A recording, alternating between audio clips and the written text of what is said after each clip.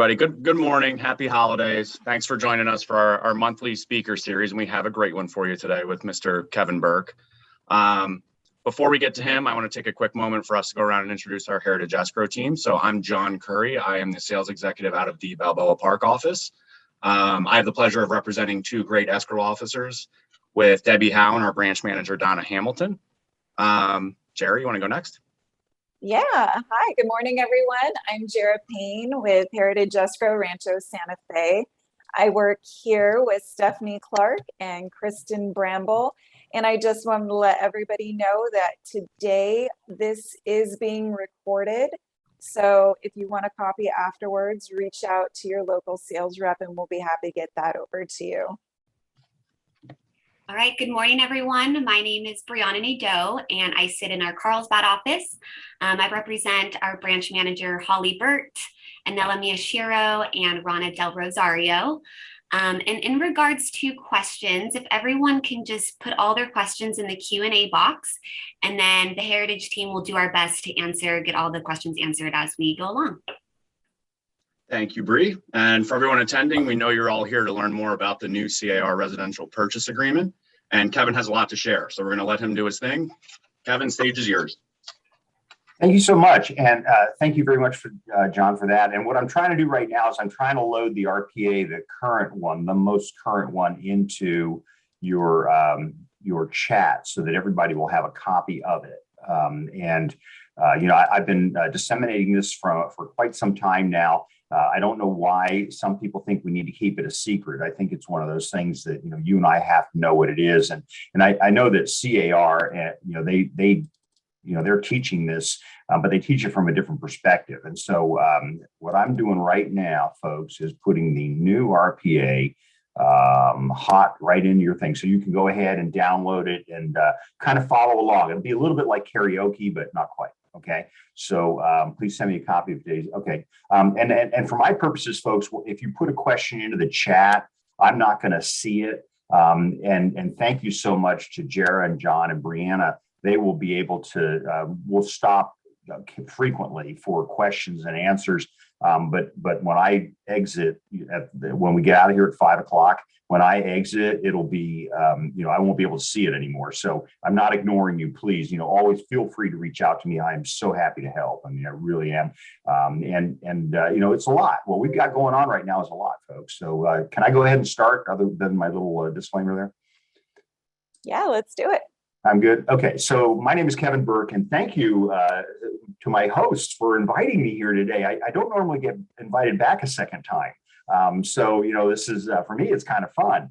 I say that, but I've done like Coronado, how many times this year, help them with what they've got going on. So, I do this as a member benefit, so to speak. San Diego Association of Realtors.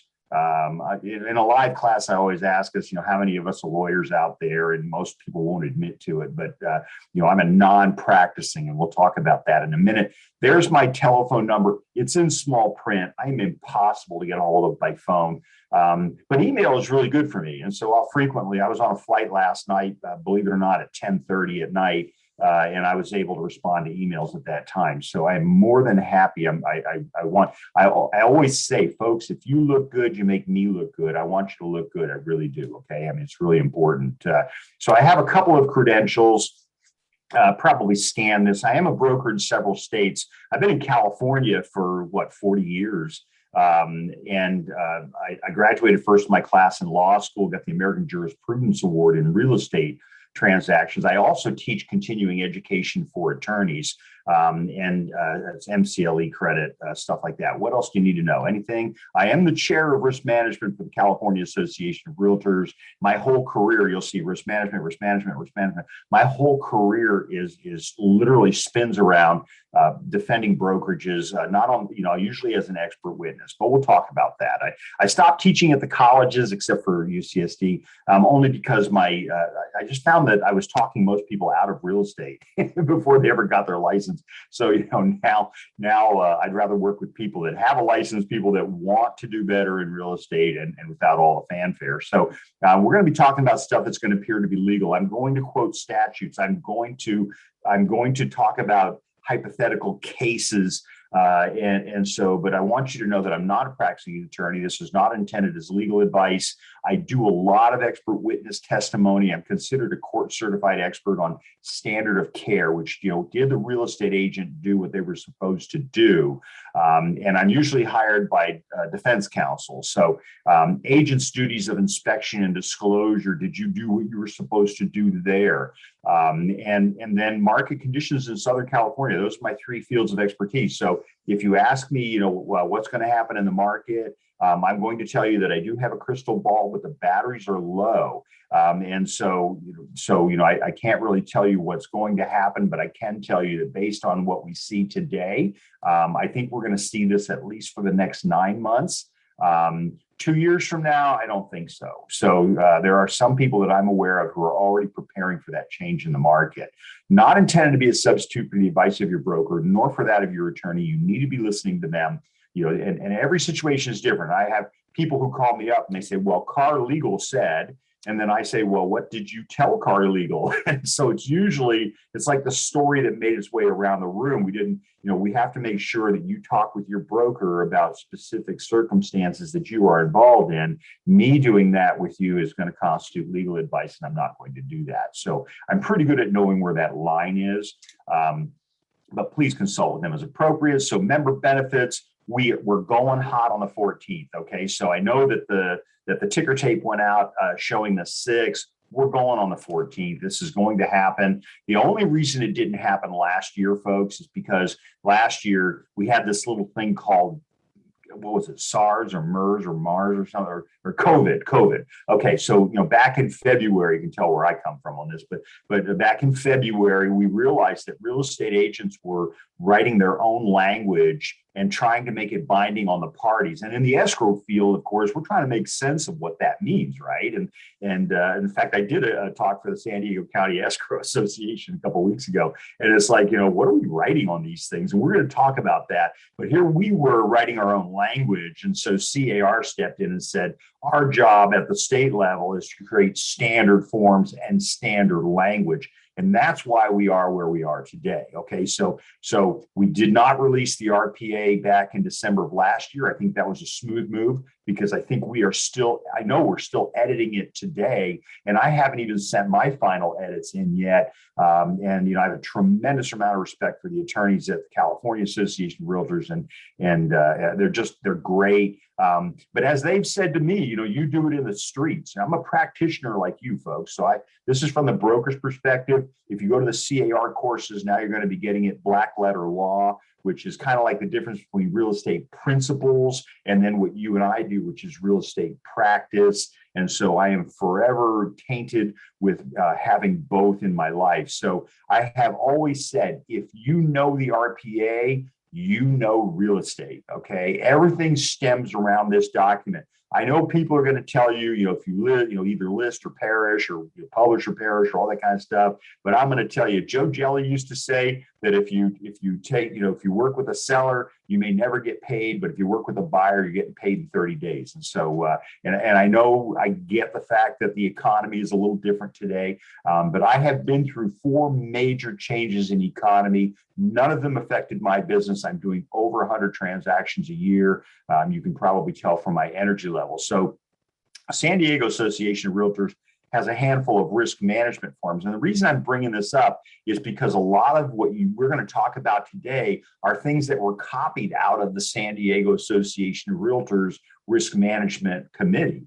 And so like my addendum to purchase agreement, CAR has copied language out of paragraph number 4. They realized that they had, in the current contract, they'd given authorization for the seller to contact the buyer's lender, but we needed to also have the seller and their authorized agent be authorized to talk to the buyer's lender, things like that. The local area disclosures, new publish on this. I'm telling you, every time I walk into a meeting at CAR or at NAR, there it is up on the board as the example of what local associations should be doing for their membership. Our job is to support you. And I say that I'm not employed by SDAR, by the way. I don't work for them. So, I just think they're a great association. So SPQA, so you all know what the SPQ is, and we'll talk a little bit about that in a minute, but we have that transfer disclosure statement, which is Civil Code 1102.3. And of course, you probably also know that I think there's only one realtor in the entire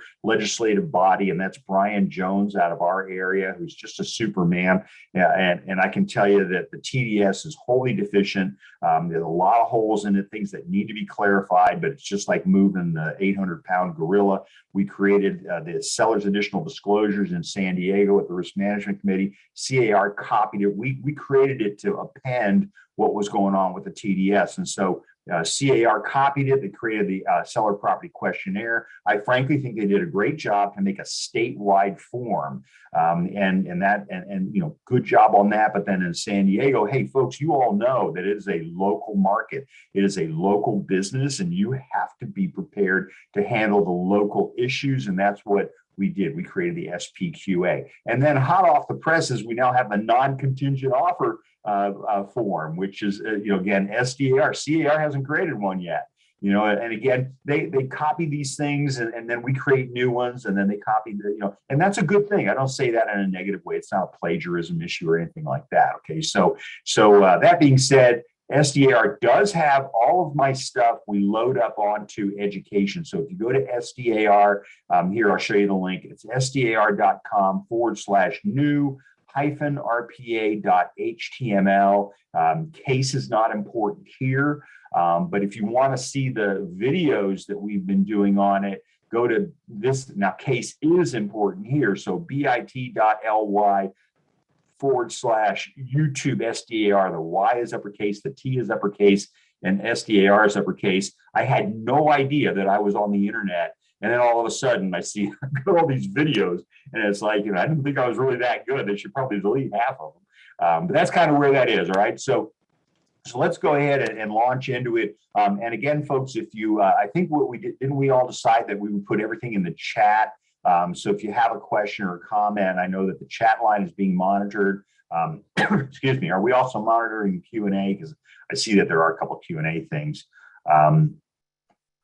So let me move us forward to where we are today. And so here's what's happening. We are going to release the RPA. It is going to come out. Here it is right here on the 14th, okay? But guess what? What we didn't tell you was we're launching other forms as well. Now, you'll hear CAR talk about the 61 or 64 addenda. You're using them now, folks. I mean, there's only a handful of new forms. I really don't think you're going to use a lot of the new forms, but you are going to use these addenda. And you do them now in a transaction. Understand you have over 200 forms available to you in the library. And so, we need to remember that when we update the forms, when we update the forms, which is going to happen in December, middle of December, we are going to update the library. This is an important thing to remember. And I brought this up at NAREB on Wednesday, and people were like, "Oh my God, I didn't know that." So we will fix everything that's in there. You won't have access to the old forms anymore after the 14th. Now, here's the other thing. If you are working templates, and I'm going to recommend that you have templates, and I teach a whole class on that because I teach zip forms in several states, you need to have templates because we are a rote business. Our success is based on systems and doing things again and again the same way. But not so we will update your template. We will not add forms to it, but we will update the forms in there. So you have the RPA in there. We're going to give you the new RPA. Now, what we won't do is we won't touch a transaction that's in progress. And that's an important concept to remember. I know people who, they did a transaction, they love the way they did it so much, they don't know, they've got Jera and Brianna in there as the escrow people, and they don't want to change any of that. They don't have to redo that again. I'm going to recommend that you put that into your template, put them in your template, right? But don't copy transactions, because if you copy a transaction one and create a new one off that same transaction, you are using the old forms. Remember, you have no protection from CAR if you get into trouble using an old form. You're only protected using the current form. So again, if you like the transaction so much that you did, save it as a template, folks. Put escrow in there, put Jera in there, put Brianna in there, put them in as your escrow people, put them in the template, and then just apply the template when you create a new transaction. So I wanted to say that because I get people who send me stuff. I had a broker send me something the other day. They had the DA form in there, and it's like, we haven't done that in like 10 years. So, it's so much for staying in the 90s, that kind of thing. So here's my review. And again, I can make all this available to John or Jera or Brianna or whoever wants it, and then they can disseminate it to everybody. But here's what we got. The RPA, everything this published is going to center around that RPA, okay? But we have other RPAs. So we're going to handle it two different ways. We're going to handle the RPAs. The RPA is going to be the linchpin to everything, but then some things we just had to create. So for example, a notice of default purchase agreement, we just had to create a whole new form. It had to get rewritten completely based on changes in the law. We update our forms twice a year. That's why you're seeing this now, because the laws change in January, the laws change in July. And so we're going to update the forms in anticipation of those changes. So folks, if you create a transaction, and I just had this conversation with the lawyers yesterday, if you have a transaction in progress and you are, you create one on the 13th, of December, and you're moving forward on that, you've got contracts signed by buyer and seller, everything is done, do not update it with the new RPA when the new RPA comes out, okay? If you follow my drift, do not update it with the new RPA. And the reason is because if you do that, you might be creating what the law refers to as a novation, which is going to give the seller an opportunity to get out of the transaction because it's a whole new contract. Right. And so the seller does not have to agree to it. So again, go to your broker, get advice on that. I am more than happy to give non-legal advice. That's kind of my thing. So that being said, we've got some new forms, folks, no big deal. 1, 2, 3, 4, 5 of these you're never going to use. Right. So my co-op purchase agreement, my tenant in common purchase agreement, you're not going to use it. You are going to use the TOPA. So I always like to tell you what really you should be looking at. And a lot of this other stuff is just, we call it the military, call it chaff, right? So I've got some revised forms and they're significant, okay, substantial. So AOA is my assignment of agreement addendum. I assure you, lots of new language in there. Take a look at it, read it. It's not that tough. I've got my counter offers. I've got my notices to perform. I've got my request for repair, huge change to the request for repair. And the SPQ has changed significantly. And then I got all these minor ones. I mean, folks, do you care? Take a look at them, read them. The AD, of course, is my agency disclosure, my disclosure regarding real estate agency relationships, okay? And then here on this page is actually the link to those changes, okay? So if you go to this, and again, I'll send this to you, I'll send it to whoever wants it. You have to send me a separate email because I'm not going to see it in the chat anymore. Then we have a handful of renamed forms, buyers intend to exchange supplement. The probate purchase agreement, we figured, hey, well, we don't need to do a whole new purchase agreement for probate or for manufactured housing. We're just going to go ahead and create an addendum, and we'll talk about that in a minute. Everybody good with that? So let's talk about how did we get to 16 pages? So when I started in real estate, our purchase agreements were 1 page, okay? And so I'm seeing some smiles out there.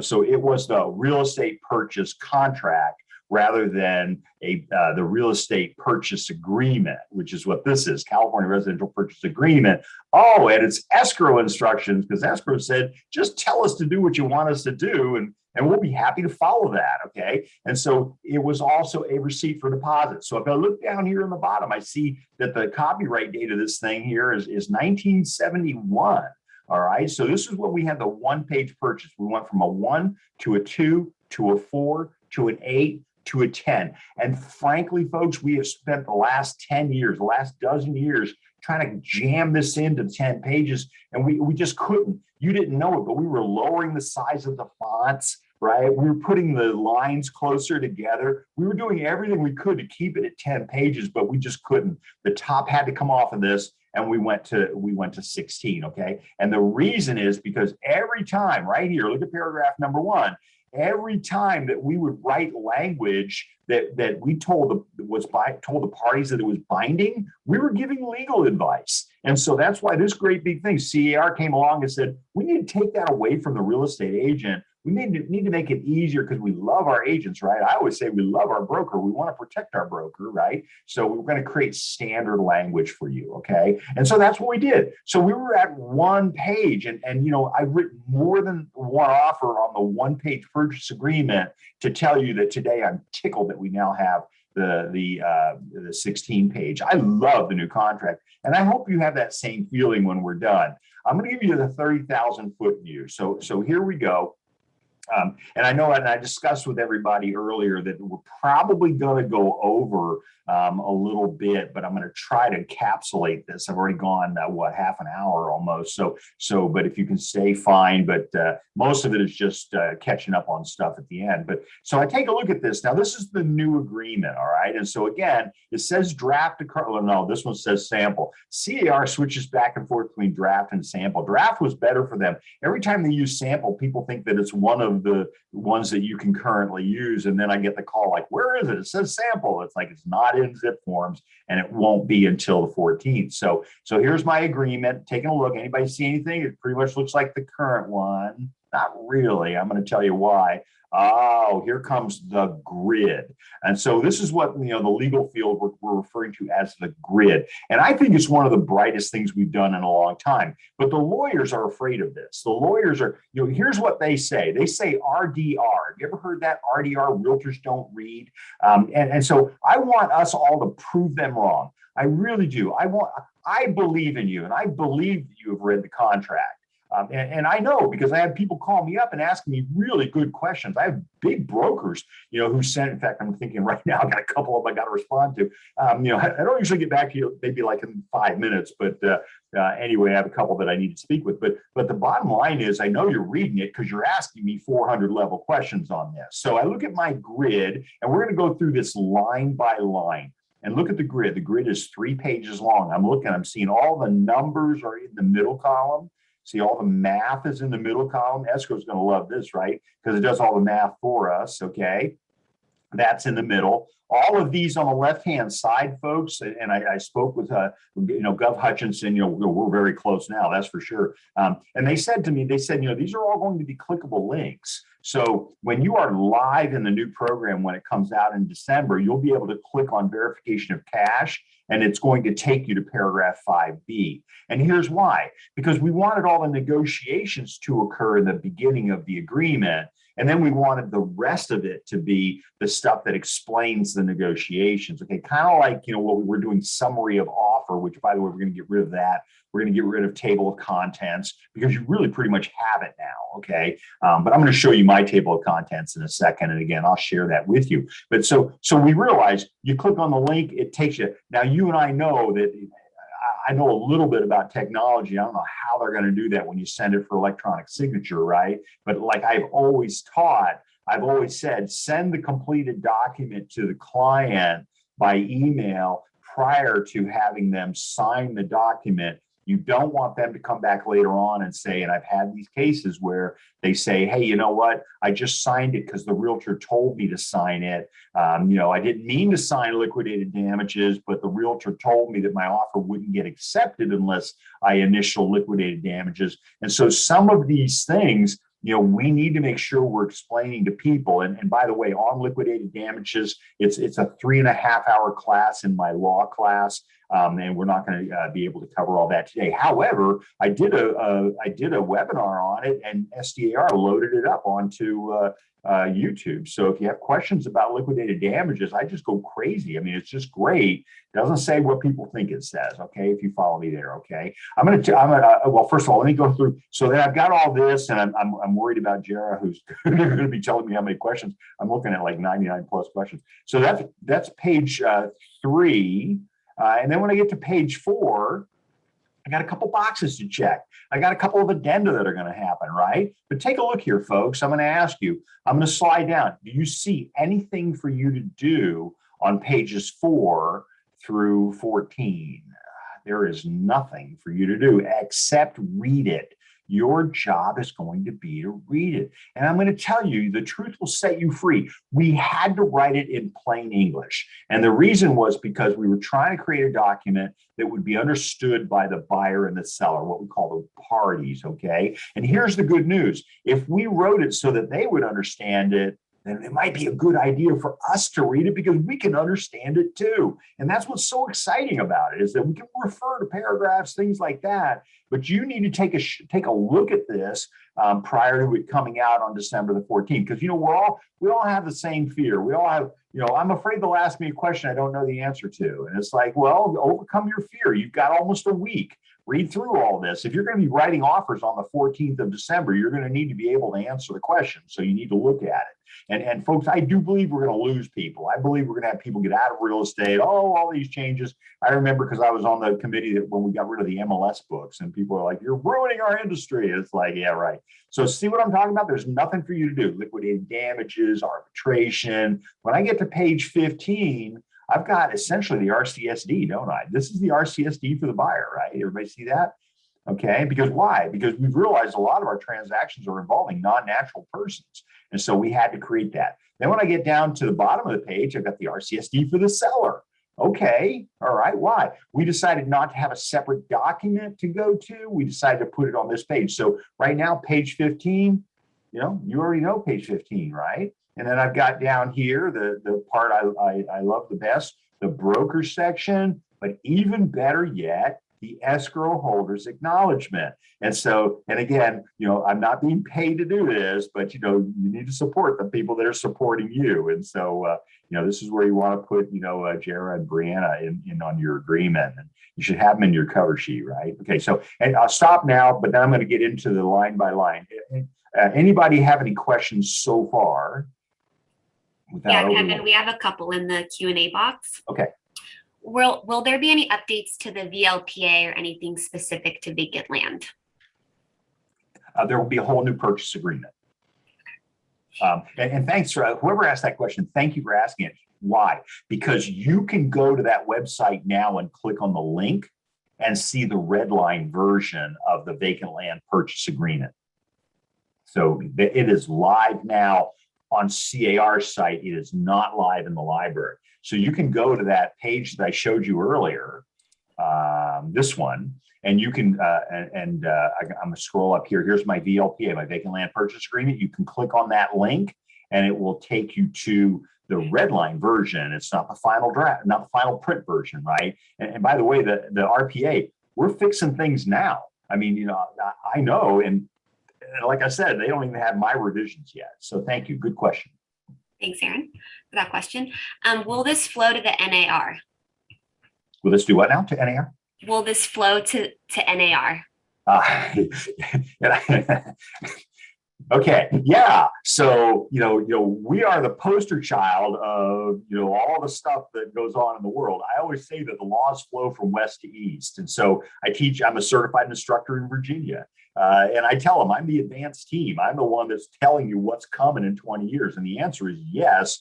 NAR looks at what we're doing. Okay, so SDR looks at what CAR is doing. CAR clearly looks at what SDR is doing, and then NAR looks at what we're doing, and then they change their language. And so, and by the way, the California Association of Realtors is very heavy in leadership at NAR as well. Thank you. And then, is there also going to be a change to the listing agreement? We did do the changes already to the listing agreement, but there will be changes to references. So, for example, in the purchase agreement right now, they're really just tuning up, making sure that references to paragraphs actually go to paragraphs that exist. So, when they did all this, it was a fast little create the language, and then they wanted to create the link. And same thing with the RLA. And I've been asked now. I hate to scare you, but I've been asked to actually do a class. I have it. I'm not going to show you. It's this thick on the RLA and the disclosures and the addenda. And you will know the RLA and you will know the disclosures better than anyone in the industry. And thank you. Good question. This next question, you can probably just go through the agreement and then I can answer it or ask it. Okay. Okay, so I showed you the new purchase agreement. Here is my outline. So I actually went in and I did create a table of contents. CAR chose not to do it, but I think they're going to have to. But again, I'm gonna challenge you folks. Take a look at this. Do you see anything in here that is not in the current purchase agreement? And the answer is, this is pretty much what's in the current purchase agreement. Folks, all we did was move it around. And I'm going to tell you, CAR, excuse me, CAR has come out with a statement on it because they realized that they oversold the sizzle, right? They made it appear to be such a huge thing, and now people are afraid, and it's like and trying to adjust quickly. And now they've come out with a new thing, and I have to give them credit for it. They actually made a little rhyme out of it. I didn't pull it up for you, unfortunately, but it's pretty much a lot of the same old stuff, a couple of new things. We just restructured it. That's all. And so I find that when I do this class, when I have a little bit more time, it ends up becoming like a mini law class. But we won't have time really to do that today. But take a look at what we're looking at. This is the same stuff. You do this today, right? And there's going to be some changes that we did, but the goal behind this was to restructure it so that you got all of the negotiations handled up in the beginning of the transaction. And then again, all of the rest, pages 4 through 14 are intended to explain those items that were in the contract. Everybody good with that?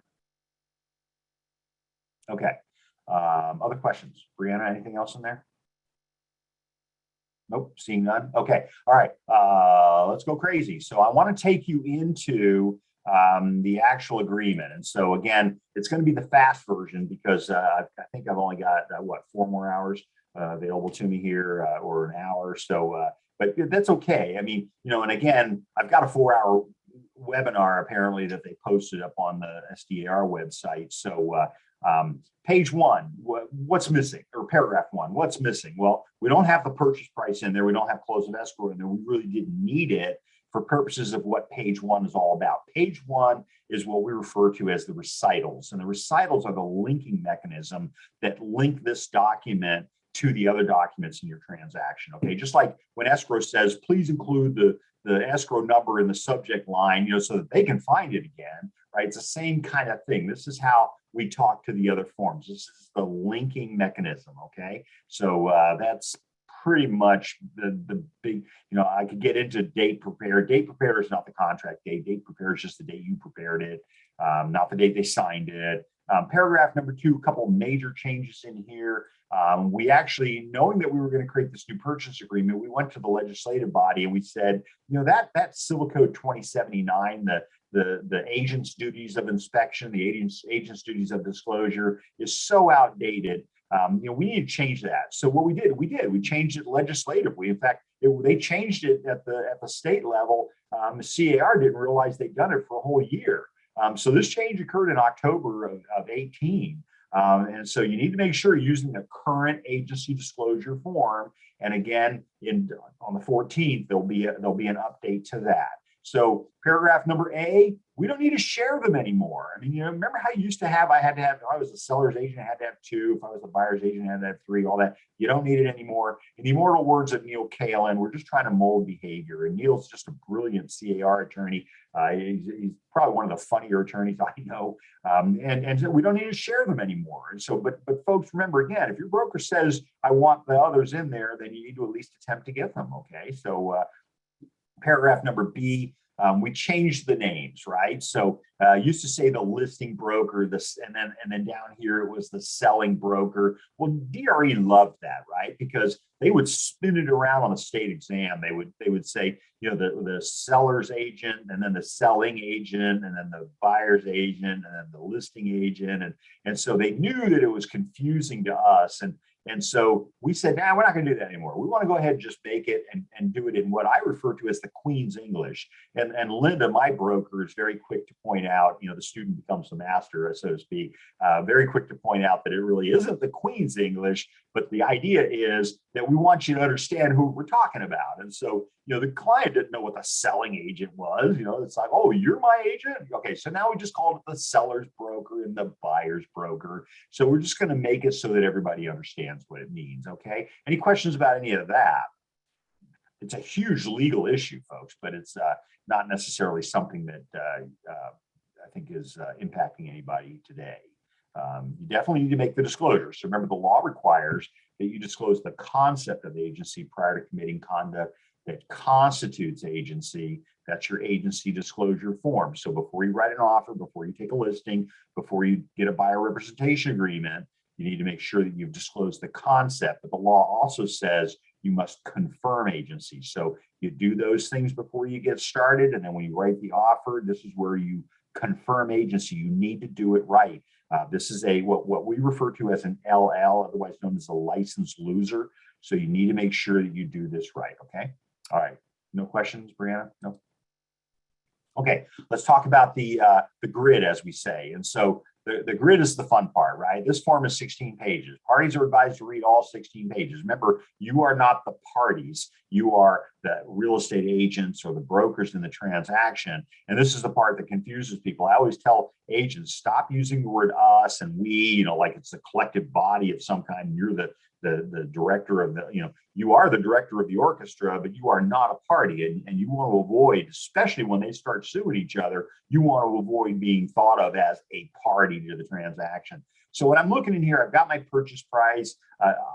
Obviously, I've got my close of escrow date. I'm talking to them about shifting these around. Your current agreement has the date certain first, and then it has days after acceptance. And I usually do like a 5-minute thing on why you really need to do the date certain. Forget the, escrow gets involved in the middle of this all the time. It's you say 30 days. And so escrow goes, okay, fine, we're closing on Saturday. And of course, I don't know. I think you're all going home on Saturday. And I know that the title company's not around on Saturday. And I know that the county's not open on Saturday. So, your 30 days now just created a problem for you. And in the old contract, before the one you're currently using, it said on or before. We got rid of that decade ago, right? Over a decade ago. Now it says shall be the next day. So just make sure that you're aware. You should be looking at a calendar, and that's what this does. Expiration of offers. So, interestingly enough, in other states where I teach, their contracts don't have an expiration of the offer. You're creating an option agreement when you do that. There has to be. So imagine the scenario that I have in Virginia, for example, where the agent writes the offer for the buyer. They get no response from the sellers. Anybody ever had that happen where you get no response from the seller's agent? It happens, right? Sometimes. Okay. I'm always calling them up and saying, did you get the offer? Did you check your spam folder? Using free email. So it's usually an issue. So they don't even have an expiration of offer. So, the buyer says, okay, fine. And they're not going to respond to me. A week later, they go off, they buy another property. They go under contract with a seller on another property. And then seller number one comes back and says, I'm going to accept your offer, or it was in your spam folder. Now your buyer has bought 2 properties. Okay. And so most of our buyers aren't really equipped to be able to buy 2 properties. So we want to make sure that we use that expiration of offer. All that means is that if the seller in California, when what we're doing here is the buyer is giving the seller the power to create a contract with the buyer. Okay, so it has to happen. We have to put a time certain on it, of when that's going to be. And so I never understood the concept of calendar days. Some of you have been in this business for a long time, like me. I believe you should be presenting your offers in person, and I think it should be like when I present it. But giving somebody count 3 days. I don't understand that. It's like, invariably, whenever you let that happen, you always seem to get like 5 or 6 multiple offers that probably wouldn't have materialized if you'd given them less time. So like right now, it's 11 o'clock in the morning. If I write an offer on a property, I'm going to give them until 2, right? None of this 3-day thing. But so if the seller misses the time period, then that means the seller no longer has the power to create the contract between the parties, and the buyer is no longer committed to their offer. So that's kind of a big deal. But what happens if the seller counters the offer? So remember that at law, a counter offer is a rejection of the offer. And so therefore, the time periods don't matter anymore, right? So, I would caution against that. The buyer has no obligation to move forward with it unless they decide that they're going to do it. Okay, that's all. Initial deposit used to be called earnest money deposit. I kind of liked earnest money better, but the money that's brought in the beginning of the transaction is referred to because they wanted to differentiate it from the down payment. Okay, so when I'm looking over here now, this is where the math is going to kick in. I've got this paragraph right here that if I put in a 3, it will do the math for me and figure out what 3% of the offering price is. Okay, so again, makes it easier for the numbers to line up. And folks, you already have a form that does this. It's called the RPAWS. It's the Residential Purchase Agreement Worksheet, put together by a brilliant real estate agent out of San Francisco, David Perry. I always give him credit for it because he's a good friend of mine, and he's actually runs the expert witness forum that I'm on as well. And so it's a great little thing. It'll do the math for you. Down here, this is important to escrow. You know that the buyer's going to get the money over within 3 business days after acceptance by wire transfer. Okay, and so if you put something else in here, and escrow says, I'm not going to accept a barrel full of nickels, then escrow can come back to you later and by giving notice to all the parties that they want it to be a wire transfer. Okay, so but you work that out with Jera or Brianna and decide if it's okay to do it differently. Okay, so the reason we did this was because everything's wire nowadays, and so we just realized I think it should have been electronic funds transfer, but again, that's another thing I'm going to talk to them about. Increased deposit, any money you bring in after the initial deposit is considered the increased deposit if the buyers and sellers, if the parties agree that liquidated damages applies to the initial deposit. It does not apply to an increased deposit unless you also include the statutory liquidated damages provision with it. And that is a whole separate provision. The one in the current contract does not cover that. Once again, here's the math being done for you. Upon removal of all contingencies or a date certain, or I think you need to talk to your broker. If you do an or thing, that means you might be trying to do a forfeiture or a pass-through or a release or something like that. And we really frown on that. I mean, your current paragraph 21A discusses, our attempts to make a pass-through, for example, that they're invalid unless they also contain that separate liquidated damages provision. And I know it makes us crazy. Escrow goes, oh my God, I really don't want to get involved in this. We're going to send out a thing that says you all are doing this on your own, and we're not going to be parties to when you sue each other. So I've done one of those in 44 years now, and I spent literally 6 months just sweating, waiting for something to go wrong. And so, folks, my advice would be not to do that. Any questions so far?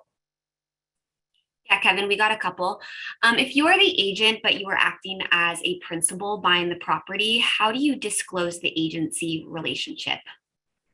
Beautiful. Okay, so we have that APA form, SDAR has it, and I don't know, it's not anywhere at any of the CAR forms. I don't know why they haven't copied it because it's a big deal. You must disclose your agency relationship if you are in fact a party in the transaction, whether you are by name or whether you are by entity. So I never made it to court. It really didn't need to go to court. The seller had listed their property. The seller was a trust. They listed their property with a broker. Buyer finds out in the middle of the transaction that the broker is actually the sole trustee of the trust. And so guess what? You're the seller. You need to disclose your license status. The DRE will yank your license. It takes no time at all, trust me.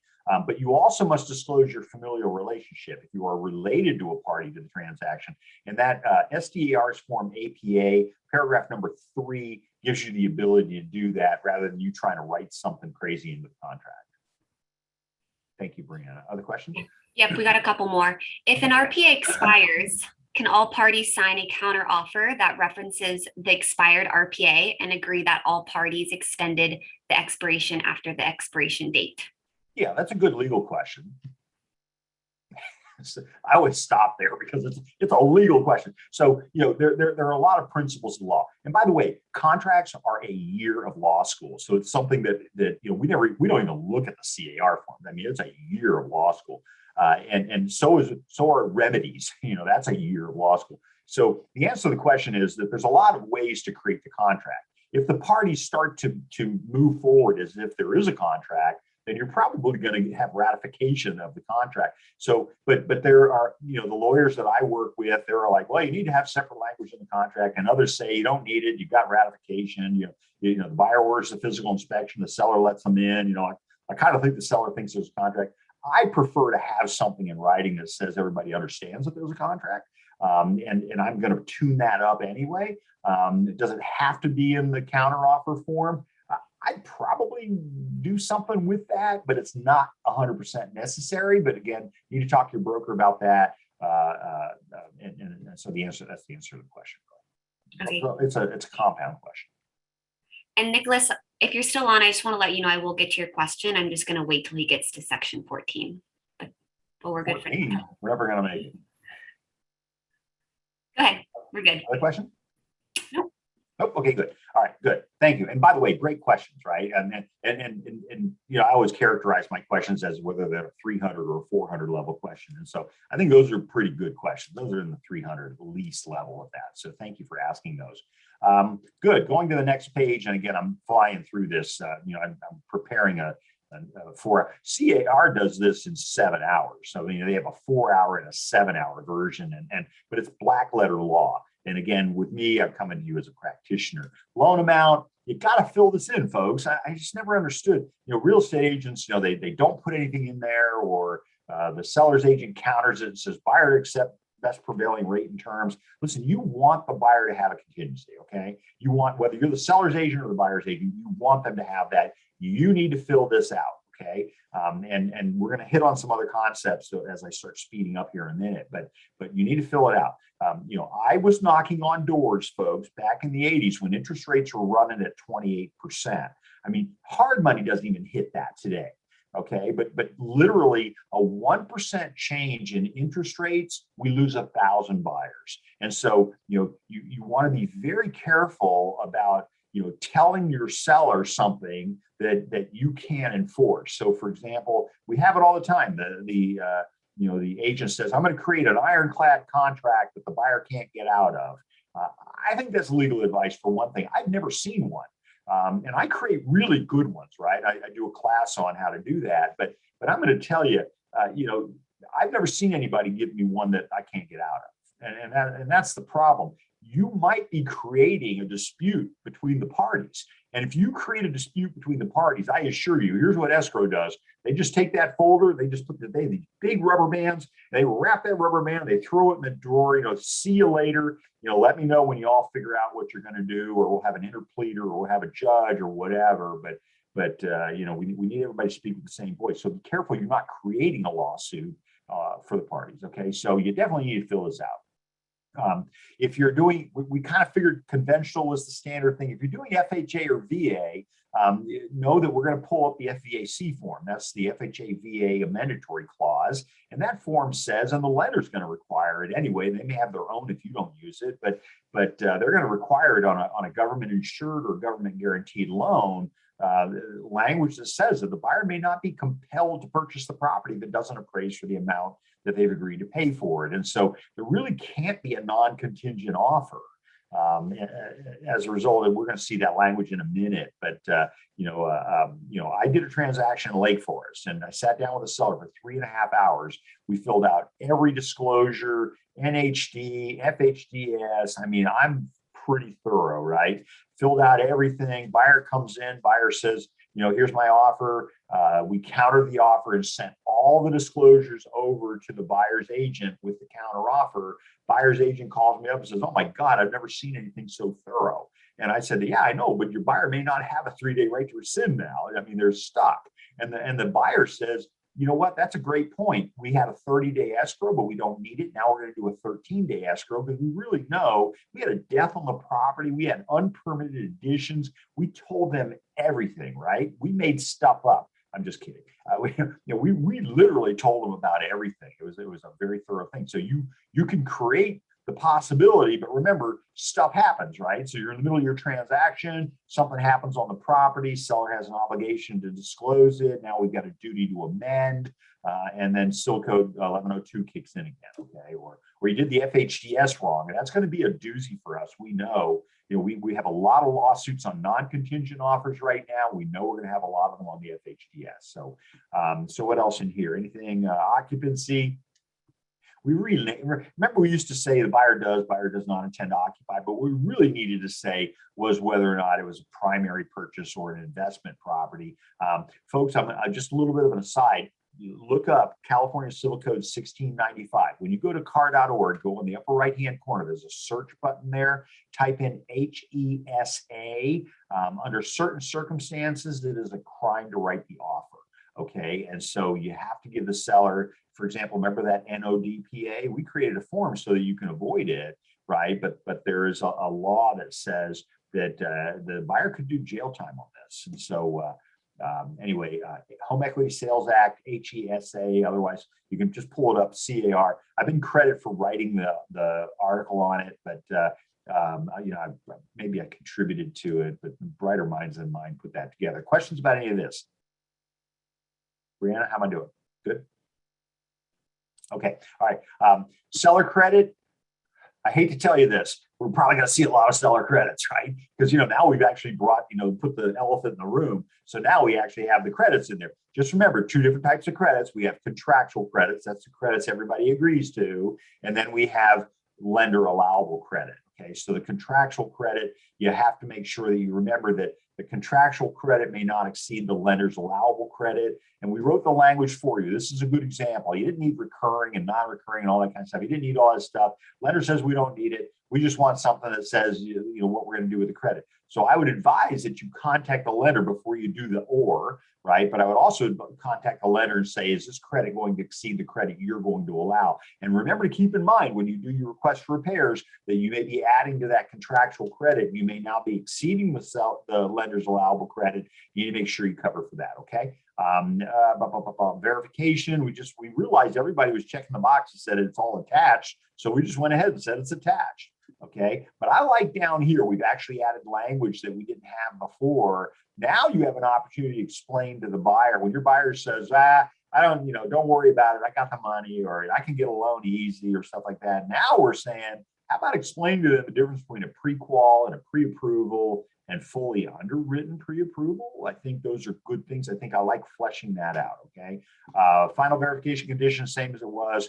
Contracts are freely assignable at law. That's just a principle of law. So we realized in the current contract, the one you're using currently, that we were seeing more and more assignments. You know, we get them all the time in commercial and industrial and all that, but we're seeing more and more assignments. And so we addressed it in the current contract by saying, okay, you know, the buyer can assign their contract, but the seller has the right now to decide if they're going to allow it or not. And so then we get that language, and I frankly think we need to kind of tune that a little bit better. But that language says, the seller may not unreasonably withhold consent. So then we said, you know, we love escrow. You know, unfortunately, we're doing the assignments on day 30, you know, the day of closing. And so we're going to go ahead and we're going to put a time limit on when you have to let us know, excuse me, when you can do the assignment request. And by the way, in the new contract, we also have a time limit on providing proof of representative capacity. So in the final version that we have out right now actually says that you've got 3 days to prove that you have capacity to sign on behalf of the entity. Okay, everybody good? Loan, we went back to 17 days. The lender says, folks, you're doing a great job. We don't need all that time. We don't need 21 days. We can do it in 17 days, okay? Because you're getting them pre-approved before you take them out in the car. All right, so, you know, we dropped that back down to 17. Folks, look at this column. They're all 17 days. We're trying to standardize this, okay? Escrow's going to love this because then now they just have one calendar that says, here's 17 days. I expect all this stuff to be done by that time, okay? No loan contingency. I'd advise against it. But, you know, I don't give you legal advice. You know, talk to your broker. But, you know, and I get it, folks. I get the call all the time. Well, I'm not going to get the offer accepted unless, you know, we remove all these contingencies. And so, listen, you need to make sure it's the buyer's decision to do that. So make sure that you have them sign the non-contingent offer form that I showed you earlier, but also make sure that you have them sign the CAR Q&A on non-contingent offers. And because, you know, and you never want to tell the buyer they're going to lose their deposit. That's not your decision. That's the judge's decision. Okay. And when I'm looking, you know, I'm sitting in that booth next to the judge, and the judge is reading this document, these emails back and forth between the agents who are telling him who's going to get the deposit. The judge looks at me and says, I thought that was my job. And it's like, you know, that wasn't a joke, right? I mean, they're serious. It's the judge's decision who gets the deposit. And so you and I want to avoid language like, you know, the buyer loses their deposit, the seller gets the deposit. Instead, say the deposit could be at risk.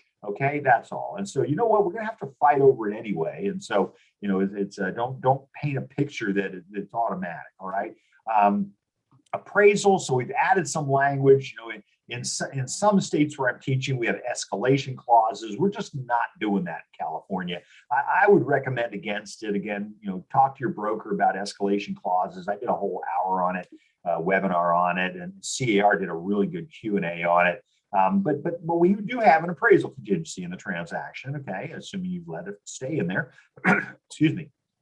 Now we can also do, let's say you write your offer for $1 million.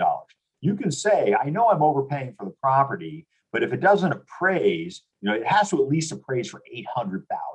Okay, so you can put that number in here. So if the property appraises for 800,000, I'm still going to buy the property. I've got 200 large in the bank right now. And so the buyer, that's a decision the buyer makes. So, but if you get into that counter offer thing, and now the price is raised to $1.1 million, you need to remember what you wrote in this paragraph. You need to maybe raise that to 900, you know, in the contract. Otherwise, the buyer better have $300,000 in the bank. Okay. No appraisal contingency. I would advise against that. You really can't do it with an FHA or a VA. Although I just sold a house, my buyer was a Navy SEAL, and he said, no, I'm buying the house. He had 500 grand in the bank. And I'm like, wow. I said, if it doesn't appraise, you're still probably going to get out of this deal. But he says, no, I want this house. And so I'm like, okay, it's a beautiful day, right? So we're okay there. And the rest of this down in here is really just our attempt to break open paragraph number 14, where we have those time limits, because we want you to know that there are certain statutory privileges that the buyer is going to have that says that they've got 5 days to review, for example, the CIDs, right? CIDs and HOA, you know, two different things, right? But the CIDs, the common interest disclosures, there's that Civil Code 4525 that says buyer's got 5 days. So if you don't get all that stuff over to the buyer within the 17, giving them enough time to have 5 days in that window, then if you give it to them on day 15, for example, now they've got until day number 20. And so, you know, that's when they read through the documents that says, you know, what do you mean I can't bring my pet llama? You know, it's like, oh, I love my llama, right? It spits, you know, it does all this crazy stuff, you know, but you know what, the buyer's looking for ways out of the deal or a way to renegotiate the deal. And folks, it is not, people think it's a seller's market. It is not a seller's market. I don't believe 9.8%. Nationwide, 9.8% of our transactions are canceling. Okay, so that's a pretty significant number. That's almost 1 in 10. So we need to be aware of the fact that, and I talk to appraisers, and the appraisers say, I've never seen so many concessions by sellers just to keep the deal together. So, you know, folks, you need to be aware of the fact that don't be thinking it's a seller's market, buyer's market. The only market that matters to you is that transaction and what you've got going on. What else? Review of lease relieved items. You got that photovoltaic tank. I mean, you can't miss it. You don't have to know how to spell photovoltaic, but you better know that, you know, it's a possibility it could be leased. You need to address that now. Our average lawsuit is about $58,000 because that's usually the amount it takes to pay it off. And the seller thought, no, the buyer just takes it over. No, the buyer has a right, and the buyer may not be the person that has the UCC filing may not allow the buyer to assume the loan. So you need to make sure you address those issues very early in the transaction. Okay, sale of buyer's property, same as we had before. Questions? Nope. Yeah, Kevin. We have some questions when you said assignment request. Can you clarify that? There's some confusion. Okay, so as I said earlier, contracts are freely assignable by law. So what that means is that, you know, your buyer we used to call them, folks, for those who've been around for a while, the double escrow, right? You know, I'm going to try the wholesaler. You know, one's going to flip the property to somebody else before it closes.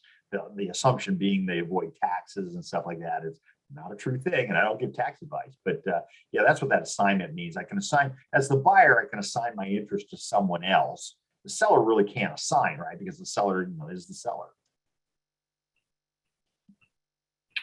Awesome. Thank you. Good. Okay, good. Thanks. Time for possession, my favorite thing. Okay, so when title transfers from the seller to the buyer owns the property. Agreed? Okay, so give them the keys. All right, they're entitled to possession of the property. Okay, but what happens when we have these little things like I had a case where the judge turns to me and is looking at the counteroffer. Counteroffer says COE +3. Judge turns to me and says, "What does COE mean?" Like, we're in trouble, right? Because, you and I, we use the vernacular. We've got words that we use, highest and best. I don't know what that means. Who made that up, right? But COE, so, when you put in COE +3, you are doomed, okay? I know we did it 20 years ago. Hell, I was writing, option agreements back in the 80s, right? That's what we did, okay? Carrybacks, things like that. But you know what? Today, we need to get into the 90s. So, when we've got COE, you need to cover it with the form. SIP, seller's going to stay in after closing. I get it. I don't do it. I don't like it. But if the seller's going to stay in after closing, you want it to be based on contract. And so, and in fact, I was one of the people that created this form. So the seller in possession, it's really the seller license in possession, but because we don't want the seller to be able to transfer it to somebody else. But if it's less than 30 days, there are no laws that cover rentals less than 30 days. They're subject to innkeeper liability in California. You talk to any attorney about that, and they go, oh yeah. So we created a form because we want it based on contract. Whose insurance? Has everybody talked to the insurance company to determine, if you're going to have insurance? Maybe the seller now who becomes a tenant of the property, maybe they need to have their own insurance. And I've had the case where the house burned down and the seller said, all my stuff burned, you're going to have to pay for that. And the buyer says, calls their insurance company. Insurance company says, no, you told us you were going to live in the place and you didn't. You've got a tenant in there. And they said, well, it's the seller. It's like, no, they're a tenant to us, right? So, and the lender, did the lender know that we were letting them stay in afterwards? Talk to the lender ahead of time. Find out, if we do a lease back or whatever you want to call it for a week, are you all okay with that? So, don't just throw this caution to the wind. When you look at that SIP, you realize there's some really good questions in there that you need to be addressing. Okay. So less than 30 days SIP, more than 30 days RLAS. I don't know a lot of lenders that can allow the seller to stay in for 6 months and still call it an owner-occupied loan. What about the tenant? I'm going to give you some free advice. Listen, here's the deal. Anytime you take a listing, if there's a tenant in the property, get a TEC form signed. That's the tenant estoppel certificate. It says that the tenant signs it, the owner signs it. It says, here's the lease, the whole lease, and nothing but the lease, so help me God. It says, here's how much my deposit is. It's $1,200, not $12,000.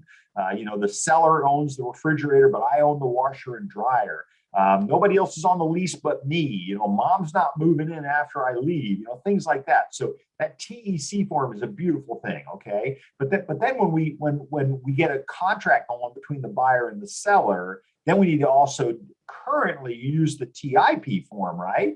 Use the tenant in possession form.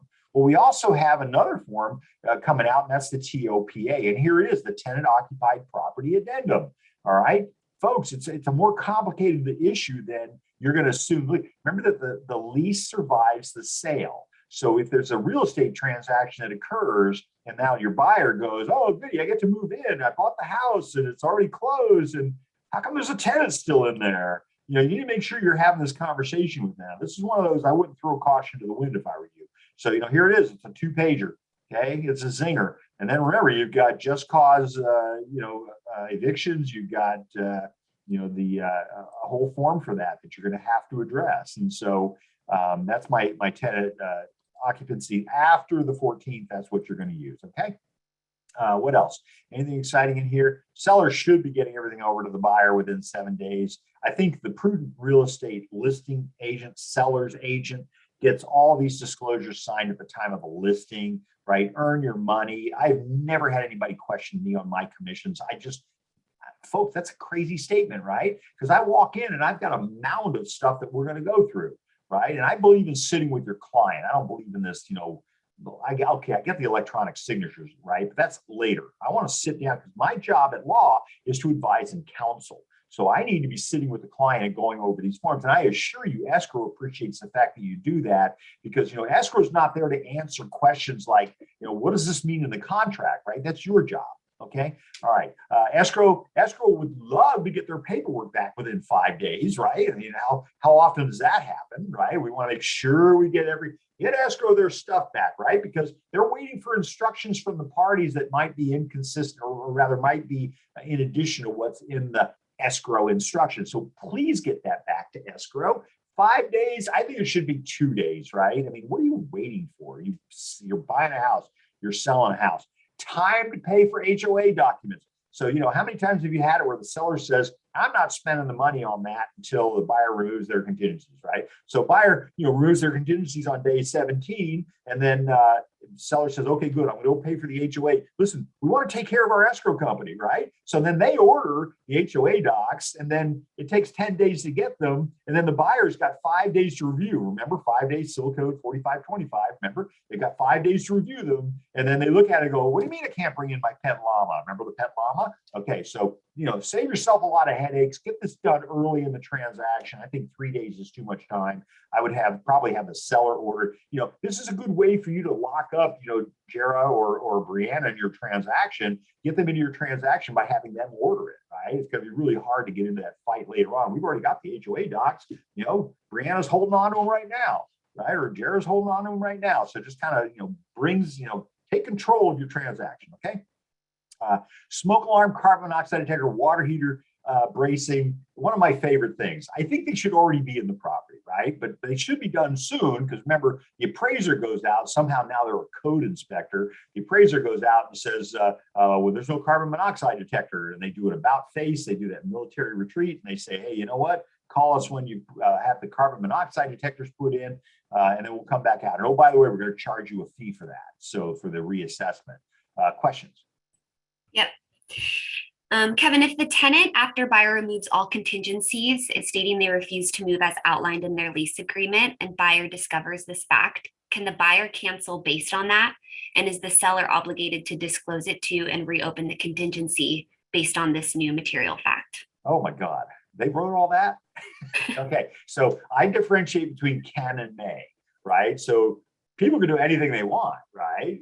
But you may not, right? There may be some things that you may not do. The problem is, you know, here's what happens. The reason that I like that TEC form is because, you know, anytime I walk into a property and then the seller says, nah, the tenant's moving out on Saturday, it's just going to be not happening, right? Because the tenant comes back with, well, I was going to move out on Saturday, but the property I was moving to is also tenant occupied, and they couldn't get their property ready. You know, they're not ready to move into theirs because that tenant is holding over too, you know, holdover tenant. So yeah, you may create another problem. So remember, our job in real estate is not to create conflict. Our job is to anticipate things that are going to be happening and then adjust for those accordingly. So does that open up a new, you know, it does. I think it does. The seller can't deliver possession of the property. And so, you know, guess what? Buyer's going to maybe use that as a pivotal way to renegotiate. And remember, the buyer's sitting there, you know, we have this term in real estate called shaking the tree, right? So the buyer got their offer accepted, and now they're looking at what they can get away with. You know, they rolled over on all this stuff, but shaking the tree, they got rid of all the other offers. And 2 weeks later, you find out the tenant can't get into their new property. Everybody's going to be renegotiating. And what happens if escrow falls apart and there were costs that happened on the seller's end? We hate that, don't we? We like escrow closing. That's the best world for us, right? We call it close of escrow. I call it a fully executed contract. So, you know, what happens if it falls apart? I can't address it because I don't know. The parties are going to be responsible for paying escrow fees and title fees. I don't usually see that, but that's going to be escrow's decision. It's going to be title's decision, whether or not they're going to charge any fees. And we all know stuff happens, right? But it's going to really be up to escrow and title. Obviously, not the HOA, because the HOA gets their money up front, don't they?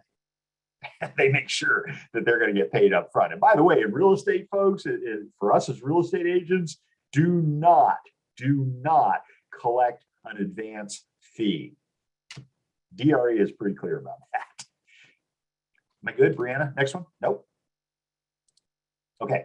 Items included and excluded. Folks, let me tell you something. I cannot tell you how many transactions I have that try to go to court over items that are personal property. So remember, when the seller sells the property, they are selling real property. When the buyer buys the property, they are buying real property, but they think everything in the house is real property, but the seller thinks everything is personal property. So they're going to take everything with them, right? I had one where the the buyer buys the house. They go to the property. There was this walkway up to the front door. The buyer says, "Where did the king palms go?" And I didn't know what a king palm was, right? And so they said, "Well, there were two king palm trees right there at the entranceway, kind of flanking the walkway."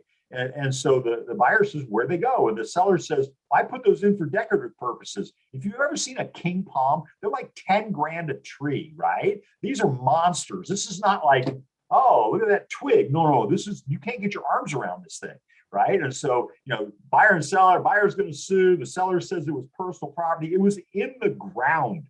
So anyway, needless to say, that's why a lot of these things never get to court, because it's kind of like that's what you and I should have addressed. Okay, so anytime there's going to be a question, okay, I teach with the attorneys, is the refrigerator real or personal? And it's like, we get into the 7 methods of attachment. The plug is not going to make it real property. So you don't want to get into all that stuff. Just ask the buyer, is there anything you hear is important to you? Because what you put in the MLS, what you put in promotional material, what you put on flyers is not included in the contract unless you put it in here.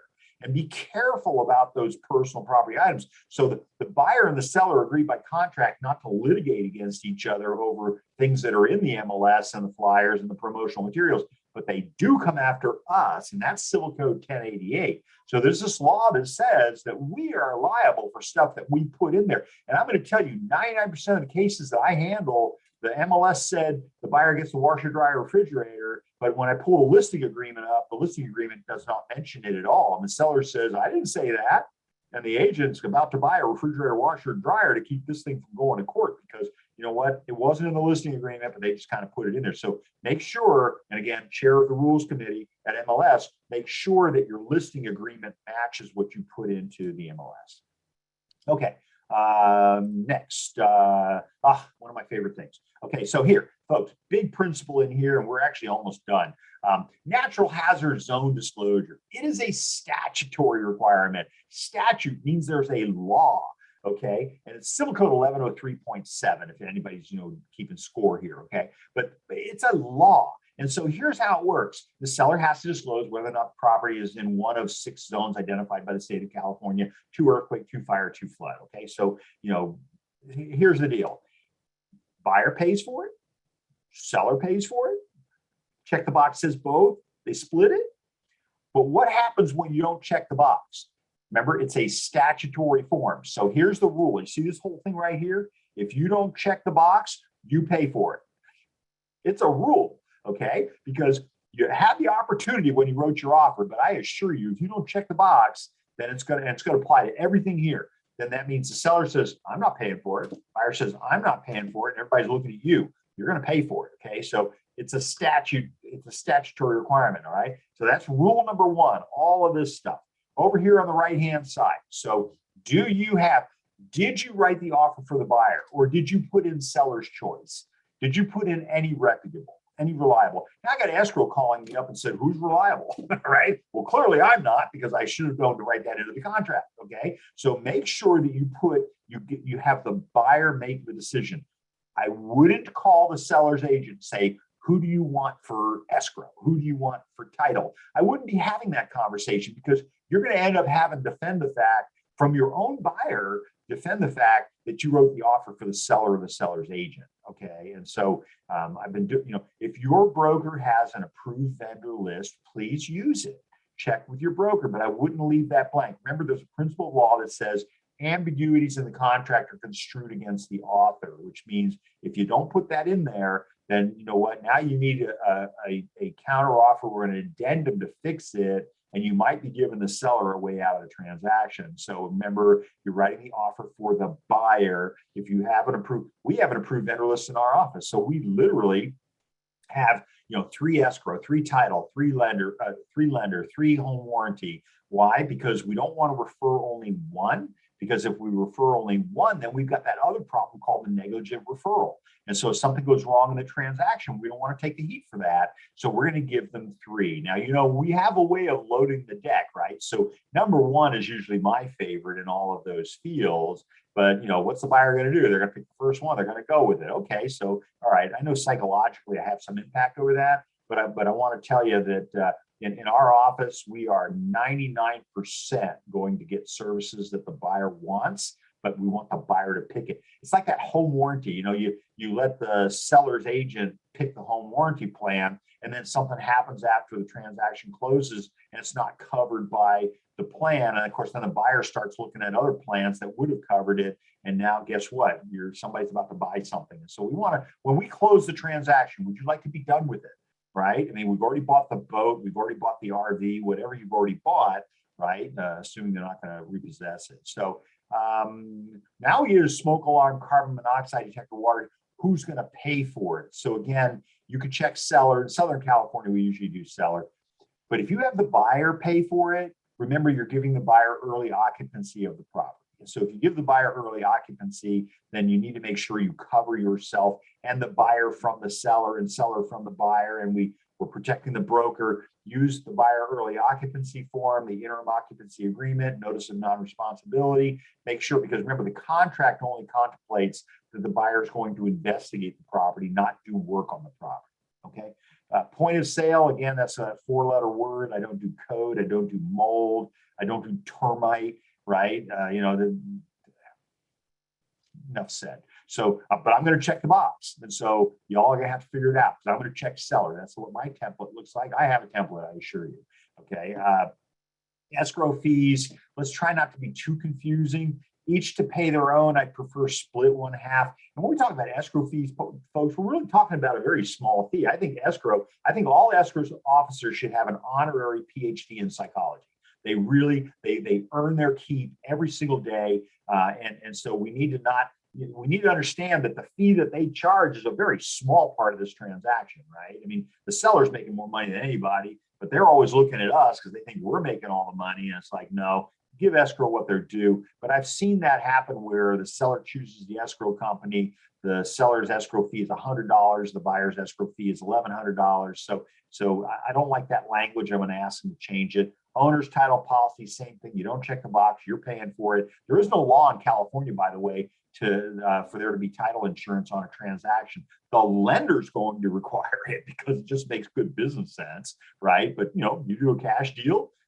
I don't want to be on record to tell the buyer that they don't need title insurance. I'm not going to be, that's not a me thing, okay? And again, title company, whoever that's going to be. And then I like the fact that we've added the buyer's title insurance policy in here, because when we explain it to the buyer at the time of the offer, this is why we're doing this class today, so you know how to explain it. We explain to the buyer that the lender is going to have a title policy as well. And by the way, it's going to be subject to whoever the title company is that you all negotiated and what fee they're going to charge. But this gives us an opportunity to have this conversation now at the time of the offer, rather than the phone call that we get 2 days after closing that says, you told me that the seller was paying all of the title insurance. And then I say, I did not tell you that. I said the seller was paying the owner's title insurance policy. You still have this one. So I'd rather have this call in the beginning when I'm writing the offer rather than having it at the end. And the whole contract goes that way. Remember, the contract has to be written in plain English. We have to have a meeting of the minds between the parties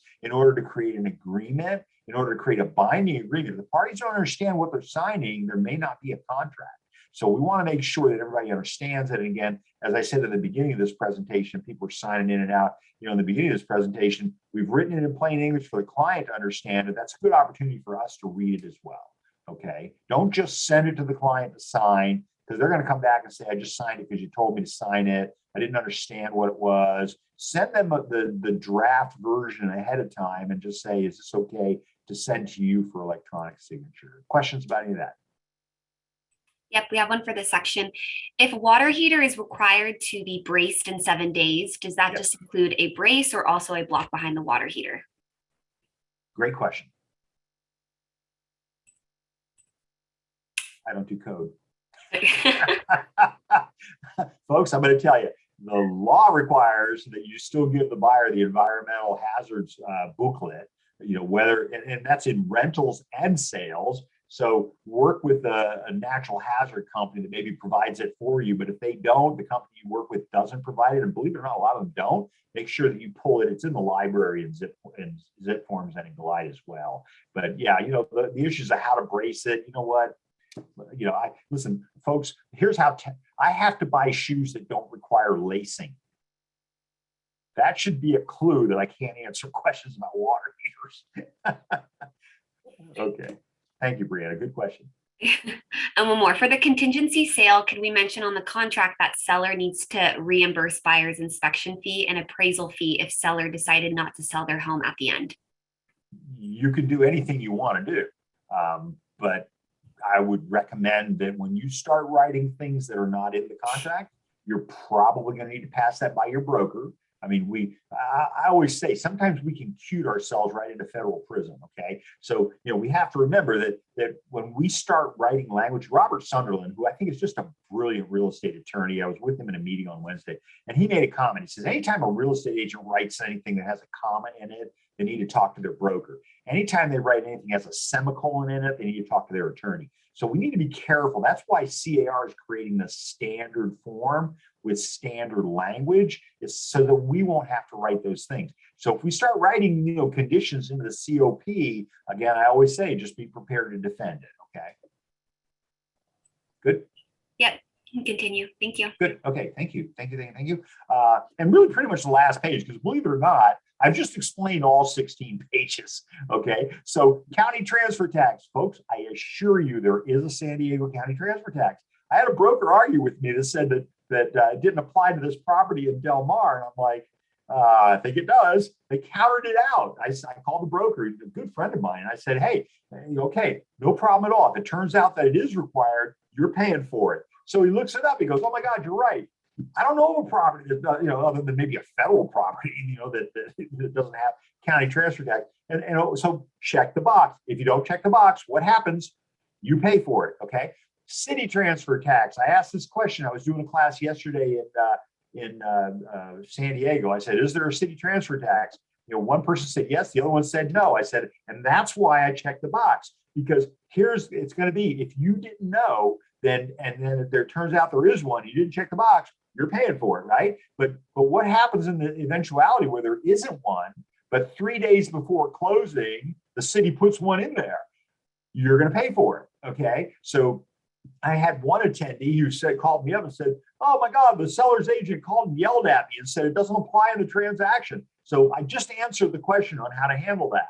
You just say, okay, fine, not a problem. If it doesn't apply, then it doesn't apply. No harm, no foul, right? I mean, what are you looking for, right? But if it does apply and you counter it out, you're paying for it. Okay, it's really easy. Okay, good. I think Brianna signed off.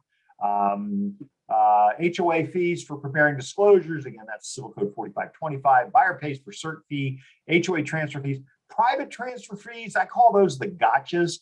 We put in seller, I think partially because we wanted to protect the broker, because if we forget to check the box, that can be a zinger. That can be your commission or more, all right?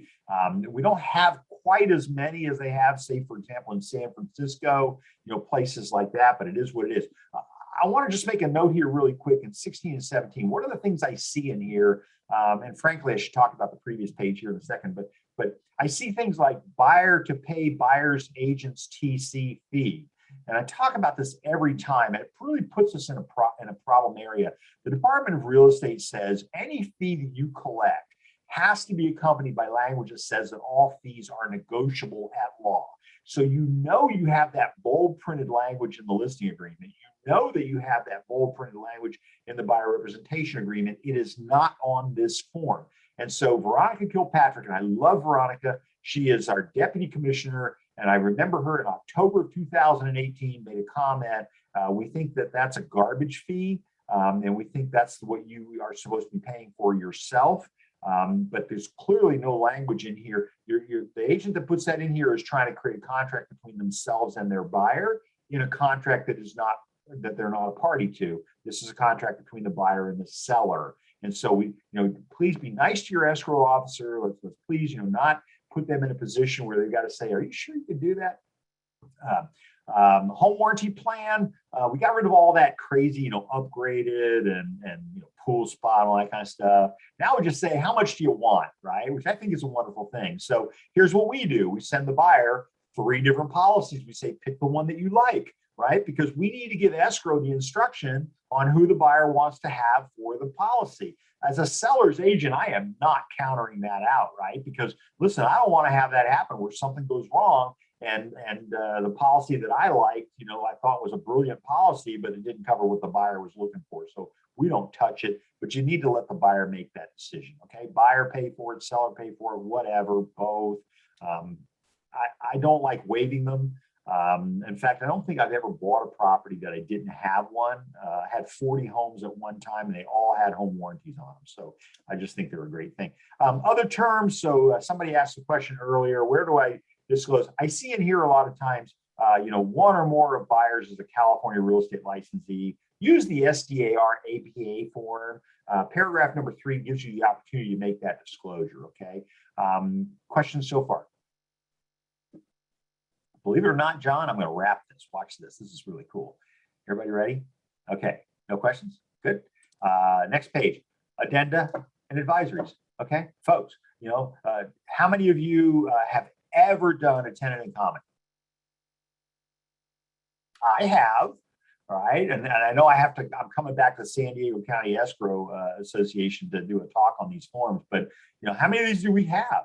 I mean, I don't know anybody that's ever done one. How about a co-op?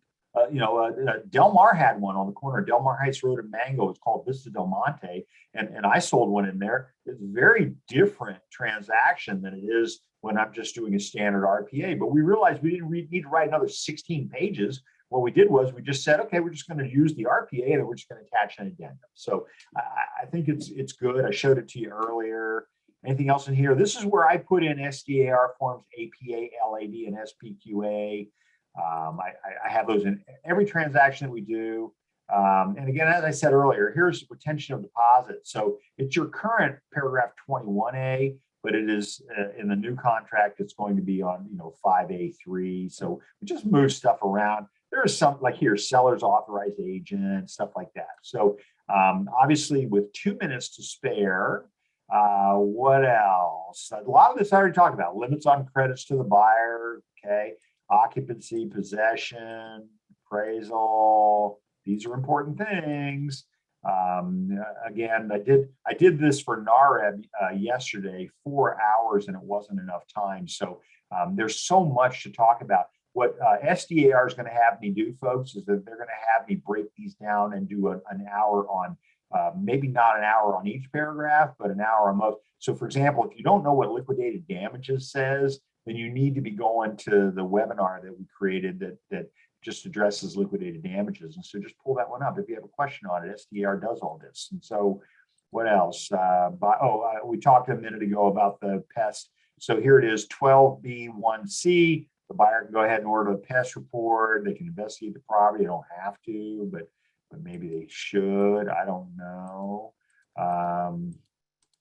Rights to cancel. One of my favorite parts of joint escrow instructions to escrow holder. And so, this is where the lovely people at escrow take care of us. I mean, they really do. It's got some really good stuff in here. If escrow, if you want escrow to pay for stuff, you need to give them invoices, right? By the way, it also has a language about if you decide to do something other than wire transfer. Down here, what happens if the check doesn't clear, those kinds of things. And so we've given those, you probably should read those. In the current contract, nobody ever read it. Assignment, we've blown that up. So what I said before, we've blown up assignment. Look at this. We have a whole quarter of a page to counting days. How many times do we call up escrow and say, Wednesday 1? It's like, when does it close? It's like, well, you did that by not being, by not telling them when it closes. So counting days, can you believe a whole paragraph this size on how to count days? I can just see Neil Kalen's sense of humor. Delivery, I mean, again, I'm not going to do any more of a law class than I already have done. Liquidated damages, my favorite thing. I've never had anybody be able to explain it to me. Arbitration, this is page 15. This is my RCSD for the buyer. Notice down here, the buyer acknowledges receipt of, has read and understands every page and all of the attachments that make up the agreement. So it's going to be really tough when the buyer sues everybody and says, I didn't understand what I signed, because you signed something that said you understood that you signed it, right? That you read it, okay? And then same thing for the seller. Notice now, and this is important to escrow as well, notice there's no seller counter number 1 or number 2 or SMCO number 1 contemplated in here. We also don't have the date in here of when those were written. But we do have the backup offer addendum, which you're going to see more and more of this, and you need to be utilizing them, especially if you're the seller's agent. You know, how many of us have had transactions? And I do a lot of pitch sessions, and the agent says, no, we're not going to pitch it today because we accepted the contract last night. How many of you have never had a real estate transaction canceled? Okay. The other thing you notice that there's no longer confirmation of acceptance in here. So there's no place for confirmation. We realized nobody was doing it anyway, but there is still confirmation in the counteroffer forms, right? But again, you don't have to confirm in the counteroffer. We just like to do it. But at the end of the day, you can confirm by other means. And then again, I'll close with, here's the broker section. I don't text with clients. You know, I love it. I was deposed. I'm in depositions all the time. I love being deposed because I get to mess with the lawyers. The attorney says to me, you know, the plaintiff's counsel says to me, you know, where are your text messages? I said, I don't text with clients. And that was her whole day was blown because she was waiting for those text messages. I said, I don't. You know, I text message with my many wives. I text message with my family, you know, but I don't text with clients. It's just, and I was up at New Laws 2 years ago with Veronica, Robert Summerman, Gov Hutchinson. The four of us all agreed, do not text with clients. Okay. Save you a lot of trouble, folks. Do not text. And then finally, I like to close on the escrow holders acknowledgement. You know, we love escrow, and they send us this over after you've actually completed your contract. You know, how many times do we have it where you had the buyer sign, you know, Mr. Buyer signed, but Mrs. Buyer didn't. And so escrow is going to be waiting probably for a completed contract. And so, you know, we love escrow because a lot of times they catch stuff that we miss. So questions about anything we've talked about today? Kevin, real quick, I just want to clarify. So the backup offer is now replacing the addendums? The backup offer form. So let me go back to that really quick. So here it is. It's the backup offer addendum. So that's what we have currently as well. So what happens is, and the question's a really good one. So, you know, if the seller has accepted another offer, so the primary offer is in place, and you want to be the offer that takes that place in the event of cancellation by the primary offer, then you really need to solidify your position in writing. And so I like that backup offer addendum form. I negotiate them all the time. Buyer and seller continue to negotiate until they agree to terms. And then we bring in the backup offer addendum that says that they understand that they're not the primary offer, but they are in either position number one, number two, number three, whatever, in the contract. Is that your question? Yes, that's what I was asking. And then one question that I've heard a lot of, so this is taking place on the 14th. Correct. So when should agents start using it? If they have an offer come in on the 12th or 13th, should they use this form knowing it's not going to go into escrow until the 14th? Nope. Good question. So you want to use the form that is in the program at the time that you write your offer. Okay. Perfect. So your buyer's writing an offer on the 13th. Use the form that's in there on the 13th. I probably wouldn't wait till the 14th, right? Because this market's just not going to allow you to do that. So write the offer using the current contract on the 13th when it's in there, and then do not replace it with the new form. I got a whole bunch of chuckles out of the attorneys on Wednesday at our risk management meeting when I said, people are asking me the question, should we rewrite it? And the answer is it's a novation, and that's a new contract. And you're essentially given a seller a way maybe to exit the transaction. So I would not rewrite it. The issue is going to be that some of the addendums that we're going to put in there are going to reference the new contract, not the old contract. And again, that's why I like templates, things like that. So once you've created your transaction, you need to use those forms that are in that transaction. So the answer is— So stay on the current one until the 14th, and then when you're writing on the 14th, use the new one. If you're writing one on the 14th, use the form that's in there on the 14th. If you're writing it on the 15th, use the form that's in there on the 15th. And folks, we change this all the time anyway. We call it a soft publish. So your question is actually a really good one. So we have soft publishes. We fix things even as we go. It's kind of like, the DRE continues to investigate you. No, they don't. They wait for you to do something bad, and then they come after you. So, but we change the forms all the time. So as long as you don't change the form or apply the new form to an existing transaction, then you're going to be okay. So again, if you wrote the offer on the 13th, continue through the transaction that way. You're probably going to close it, before the first of the month. Well, now, right? And we have people that are trying to close deals before the end of the month, right? And it's crazy. December's my best year. I mean, I make more money in December than I make any other time of the year. It's just nuts, right? But use the form that is currently in place. They have the user protection agreement, so you have the protection of that. But do not switch forms after if you have a fully executed contract. By the way, is closed. An executory contract is one that is in the process of contingencies and things like that. So if you've already created the agreement between the parties, I wouldn't mess with it. Kevin, we have a couple. I was going to say we have a couple of questions in the Q&A. Okay. Why are companies like Zillow allowed to use their own contracts? I can't really address. So let me look at this from up here. Okay, so here's the thing. If you work with a company that has their own contracts, then they probably have a policy for you to do that. The problem is, in my world, if another company sends me a contract on a non-standard form, I'm going to, and another brokerage's companies may not be that form. We don't sign affiliated business disclosures because I can't give them legal advice. And so, I have attorneys in Linda's office. I don't have an office. So we have attorneys that work with us that are brokers and salespeople. And so, I have this conversation with them. They go, oh yeah, no. But if I get an offer from a company that has its own contract, I'm going to tell the seller, I don't know what to tell you because I can't advise you on this. It's not a standard form. And so the seller's probably going to respond with, send it to us on a standard form, which will be the CAR standard form. And the DRE backs me up on that. They say, hey, you know what? You have a license that allows you to explain the standard form. So they can have their own forms. They can do their own thing. It's okay. But again, I can't counsel on that because any comment I would make on their form would be legal advice, and I'm not doing that. And so I always just say, hey, you know what?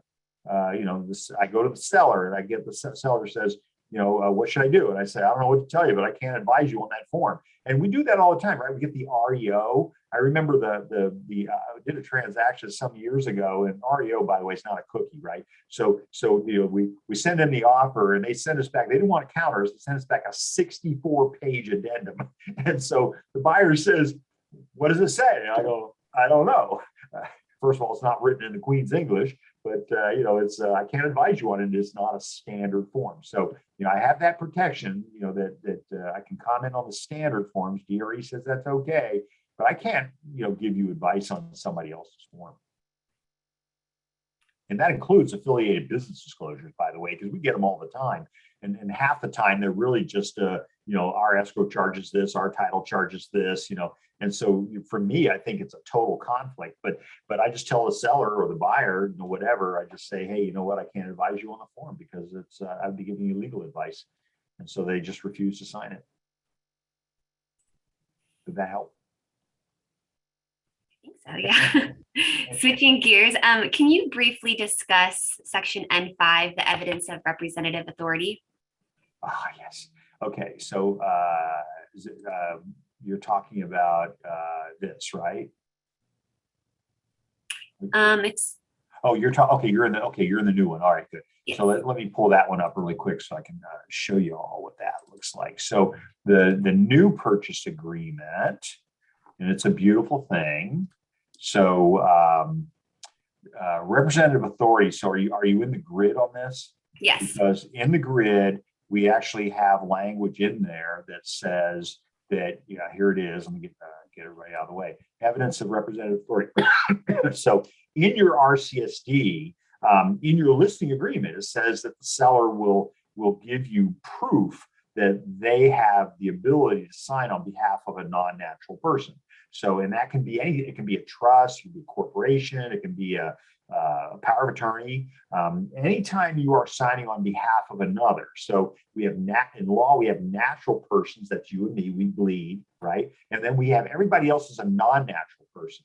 So if you are signing on behalf of another, then you need to be able to document the fact that you have that power. And so you and I, when we're in the middle of an escrow or in the middle, I call it a contract, but when we're in the middle of a contract, and then all of a sudden we find out that the person didn't have the authority to sign on behalf of the trust, for example, you know what, there may not be a contract. And I've had that happen where the buyer sues the seller owned the property in trust, and the buyer sues the seller personally, and the attorney who was the trust comes into court and says they sued me personally, but I don't own the property. My trust does. It had their name in it. So we need to make sure that we're able to prove. And you and I, folks, very important. When we take a listing, make sure that you have documentation from the seller, because when you put that property into the multiple listing service and you put it in there that you have a contract with the seller, not with someone who's not the seller, then you are going to probably have to pay a commission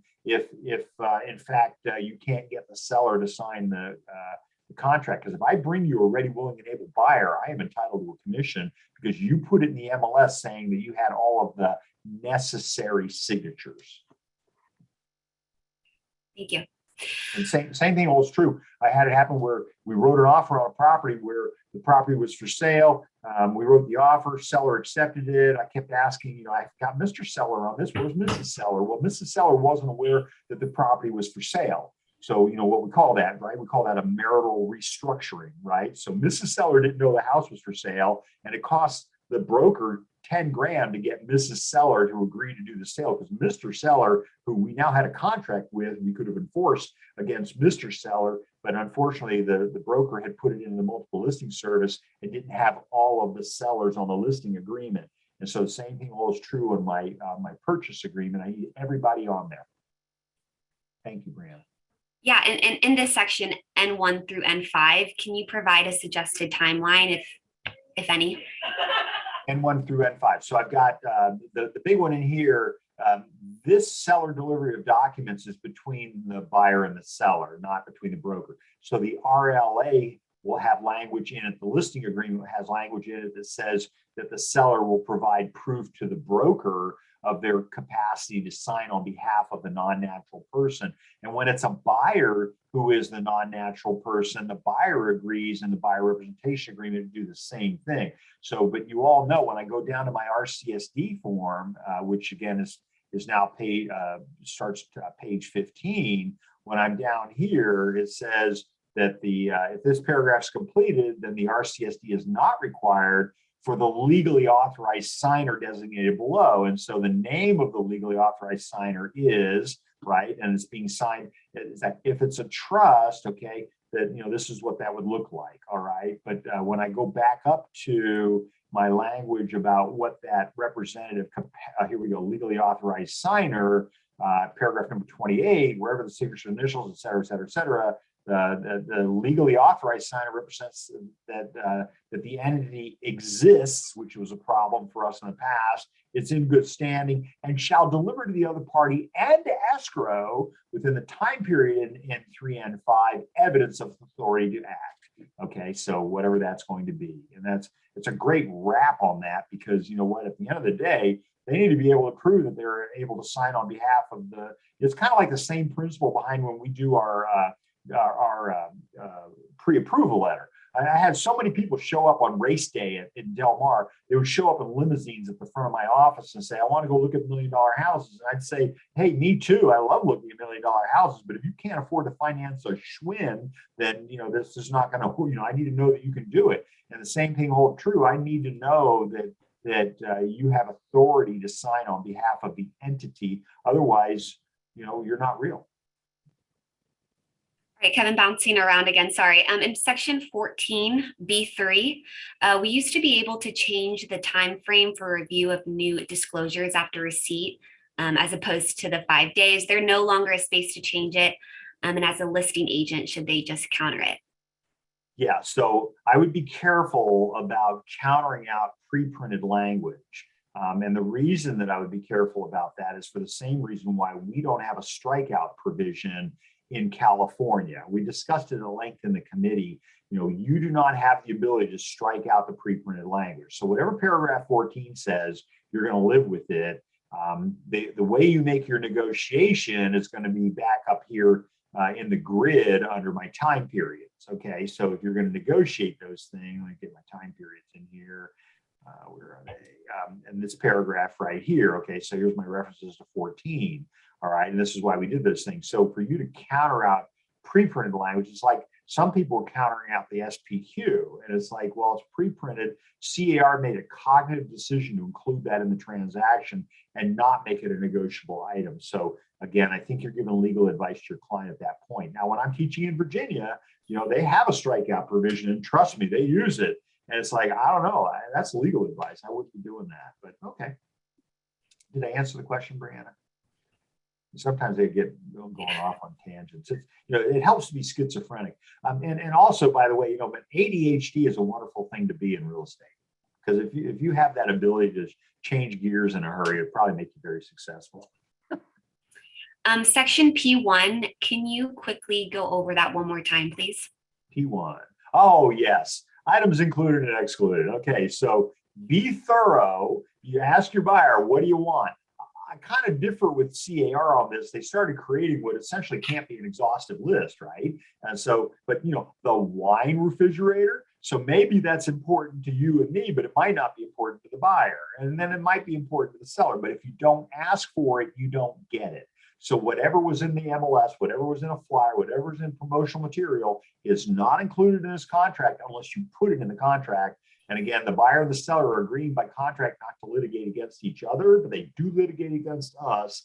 And that, again, is Civil Code 1088. So we are liable for what we put in our advertising and things like that. And that's why I said earlier that, I want to be able to, when I get involved in these things, they never go to court, because usually the agent ends up buying it, to keep everybody from suing each other. But, I'm going to look at that listing agreement, and whatever's in the listing agreement better be in the MLS and vice versa. But whatever's in there, it doesn't matter what you put there. It has to be in here in order for it to apply. And that includes excluded items as well. So, you don't want the kids' play set. You need to say something. I gotta hear this all the time.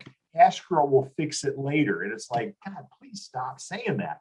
Poor escrow, these poor people work really hard, right? And when we just kind of throw mud at a wall and hope that escrow will fix it later, I think escrow doesn't want to fix it later. You're the broker, for crying out loud. You need to make those decisions. You need to put this in here. You need to give them concise instructions. And so, and we're seeing a lot of problems. I've got one right now where seller says, I don't want to have to, put toothpaste in all the, the nail holes for the pictures, or can you believe somebody, bathroom mirrors. I love this. So I was doing this class live at the association, and, the place is jammed, right? And so I've been doing this for over 44 years. I have never had a seller take off with a bathroom mirror. I don't know, call it dumb luck, right? Half the room had sellers who took off with bathroom mirrors. I've never heard of such a thing, but that's what CAR does. They see it in our contracts. They see it in our disputes, excuse me. And so they added it into the contract, and it's a checked box. It's not something you can uncheck. And why? Because sellers are taking off with bathroom mirrors, the craziest thing I ever heard. What's this about electric car charging systems and stations, right? Things like that. So they're trying to get us to think about these things, but at the same time, make sure you're using SDAR's buyer's election of inspections form, things like that, because it triggers the buyer to ask questions about things that you and I might take for granted. My very first real estate transaction, I represented the buyer, and we get to the house at closing, and the sellers moved to Illinois, and the house is vacant. And the buyer says, where's the mantle cover? And I said, what mantle cover? And of course, I knew what they were talking about. They said there was a mantle cover there. And I go, oh, you mean that railroad tie? I mean, it had to have been anchored in the wall by like 36-inch bolts, because you ever lifted a railroad tie? And so the buyer says, I bought the house because of that railroad tie. Now, they didn't buy the house because of the railroad tie, but you know what? I ended up buying a darn railroad tie just to keep them from suing each other. So we need to be, you need to be looking at property with your five senses and making sure that that you covered, the things that could become a problem later.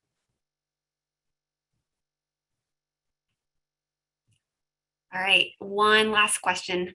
Does the RCSDS count as evidence? I believe the intent is for the buyer or seller to provide to the other party the actual documentation, trust, POA, LLC, etc. Can you please clarify? And the contract says not only provide it to the other party, here's paragraph 28, but also to provide it to escrow. I mean, escrow doesn't want to go doing their job, we just assume that the seller has the capacity to sign on behalf of the seller. And I don't care if the trust has their name in it.